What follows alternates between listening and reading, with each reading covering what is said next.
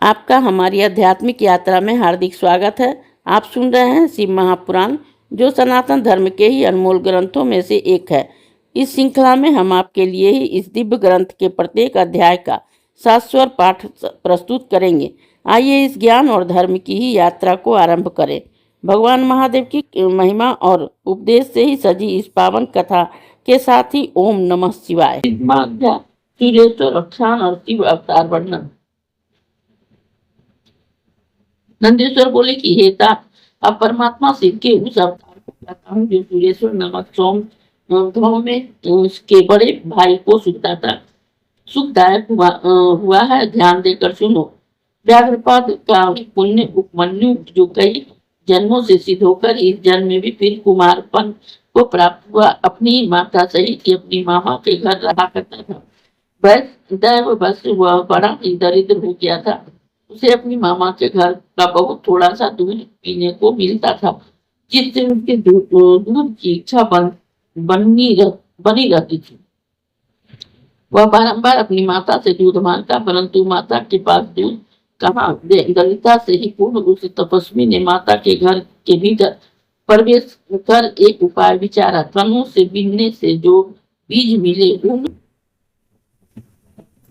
उन्हें इकट्ठे किए बीजों को ही पीस कर उसको जल में मिला कर कृत्रिम दूध बालक को पिलाती और पालन करती। एक दिन उस बालक ने माता से कहा कि यह दूध नहीं है और रोने लगा। तब अपने पुत्र के ही उस रोने के कमल के समान ही मुख वाली उसकी माता अपने हाथों से उसके नेत्रों को पोंछने और कहने लगी कि हम वनवासियों के पास दूध कहाँ है। शंकर जी की कृपा से बिना दूध नहीं मिलता है। हे पुत्र, पूर्व जन्म में शंकर जी के उद्देश्य से ही जैसा कर्म किया है वैसा ही फल प्राप्त होगा। अब अपनी माता के वचनों को सुनकर ही मातृवत्सल तथा शोकाकुल व्याघ्रपाद का ही पुत्र बोला, शोक न कर। यदि भगवान शंकर कल्याण करने वाले हैं तो कल्याण ही होगा। यदि महादेव जी शीघ्र ही कही है तो शीघ्र ही या देर से दूध देंगे। मैं उनकी कृपा से ही साधना करूंगा। शंकर जी मेरा कल्याण करेंगे। ऐसा कहकर वह बालक अपनी माता को प्रणाम कर विदा हो तब करने चल दिया। उसने हिमालय पर जाकर ही ओम नमः शिवाय इस पंचाक्षरी मंत्र को जपते हुए शिव जी का पूजन रूप परम तप करना आरंभ किया। फिर तो उसे महात्मा बालक उपमन्यु के तप से ही सचराचर भुवन प्रदीप्त हो गया। भगवान शंकर इंद्र का और पार्वती इंद्राणी का रूप धारण कर ही नदियों के स्थान में ऐरावत हाथी का रूप धारण कर उस पर बैठकर ही बालक के पास आए और बोले कि मैं तुम्हारे तप से प्रसन्न हूँ, जो इच्छा हो वर मांगो। बालक ने कहा कि मैं शंकर जी की भक्ति मांगता हूँ। इंद्र ने कहा, क्या तुम देवताओं के स्वामी इंद्र को नहीं जानते? मैं वही इंद्र हूँ। रुद्र को त्याग कर मेरी पूजा करो। यदि निर्गुण रुद्र को पूजोगे तो देव जाति से निकाल पिशाच बना दिए जाओगे। यह सुनकर मुनि पुत्र ने अपने धर्म में विघ्न समझा। वह फिर पंचाक्षरी मंत्र का जप करने लगा। उसने इंद्र से कहा कि शंकर जी पिशाच कैसे हैं? इन्हीं से तो ब्रह्मा और विष्णु उत्पन्न हुए हैं। प्रकृति से परे उस देवेश्वर रुद्र को तुम जानते नहीं। हे इंद्रदेव, तुम जाओ, मैं शंकर जी से ही वरदान लूंगा, तुमसे नहीं। मैं अच्छी तरह से जानता हूँ कि विभु शंकर के परे कोई तत्व नहीं है। वे ही सब कारणों के कारण है, सब देवताओं और गुणों से परे हैं। तुमसे तो क्या, मैं ब्रह्मा विष्णु से भी किसी वर की याचना नहीं करता। मैं शंकर जी की निंदा को पाप समझता हूँ। चाहे दूध के बिना ही भले ही मर जाऊं, पर शंकर जी की निंदा नहीं सुनूंगा। यदि तुम फिर से मेरे सामने शंकर जी की निंदा करो तो मैं तुमको सिंह से उनके अस्त्र से मारकर अपना शरीर त्याग दूंगा। ऐसा कहकर उपमन्यु ने दूध की इच्छा त्याग स्वयं मरने की इच्छा कर ली और इंद्र को मारने के लिए तैयार हुआ।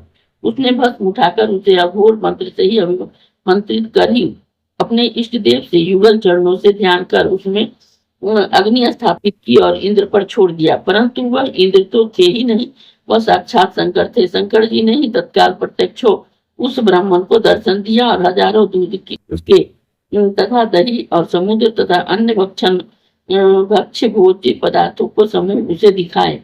पार्वती सहित बैल पर बैठकर गणों सहित त्रिशूल आदि सुंदर अस्त्रों को से शोभित अपना रूप दिखाया।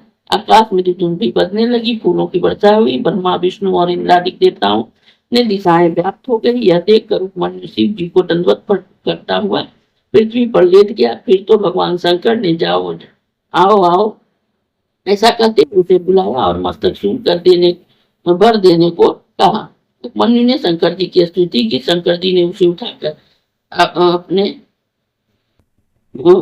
हृदय से लगा लिया, पार्वती को दिया। पार्वती जी ने प्यार कर कुमार के समान ही अपना अक्षर कुमार नामक पुत्र दिया बनाया।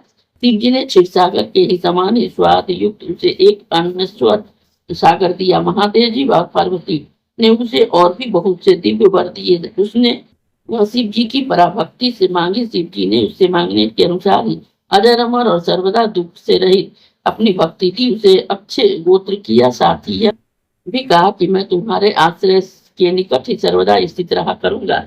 ऐसा कहकर पार्वती सहित शंकर जी वहीं अंतर ध्यान हो गए। उपमन्यु शंकर जी के द्वारा श्रेष्ठ वरों को प्राप्त कर अपनी माता के पास ही गया और सब समाचार का सुनाया। यह समाचार सुनकर उसकी माता बड़ी हर्षित हुई। वह अब वही उपमन्यु सबका पूज्य बन गया और वह सारे सुखों का भागी हो गया। इसी प्रकार परमात्मा शिव सर्वदा ही सज्जनों को सुखदाई है। हे तात, यह सुरेश्वर नामक शिव का अवतार मैंने आपसे कहा, जो निष्पाप है, स्वर्गदायक है, यशदायक है, आयुवर्धक है, सज्जनों को मुक्तिदायक है। इसे ही भक्ति पूर्वक सुनने वाला सब सुखों को भोग कर अंत में शिव गति को प्राप्त करता है। इस अध्याय के श्रवण हेतु आपका हृदय से धन्यवाद। हम आशा करते हैं कि शिव महापुराण की यह दिव्य कथा आपको आध्यात्मिक शांति और गहन ज्ञान प्रदान कर रही होगी।